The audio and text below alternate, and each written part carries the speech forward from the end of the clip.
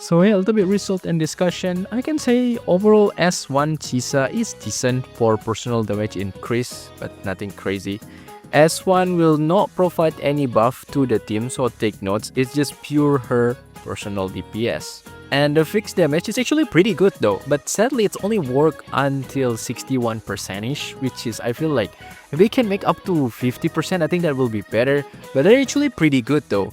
And I can say because this one you can actually use it just by using skill. You have potential to do quick swap though, but it's only for 1 or 2 rotations, so you cannot do too much because after that usually enemy already like 50%ish, so you can utilize this. But for like very early starting, you can utilize this, which is, I can say, pretty good though.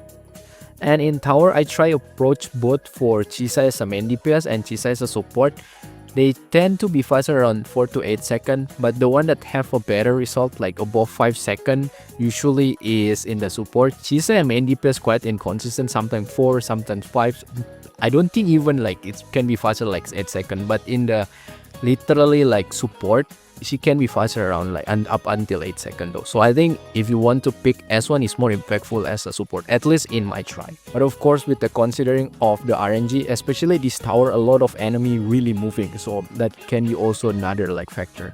And if you're curious, should you get for S1 or signature weapon? For me, easily signature weapon. It's just more impactful though. S1 is just decent, but signature weapon is actually good. And in the end, I already say before, S1 is decent but nothing crazy or wow either. For me, if I just want to be honest, I know some people will angry to me, but I don't really care because I always be honest. I can say if you don't aim for S2, just don't bother to get S1. It's just okay, decent sequence. In fact, like among all S1 that I try that I have right now, probably Chisa one of the one that feel like back then 1.0 series creator, which is quite less impactful though. And if you wonder is it worth to pull or not, and here my recommendation in general is no. If you only focus to get like S1, like that's your only aim like as S1, nope, I don't recommend at all. Just focus get signature weapon or aim for S2.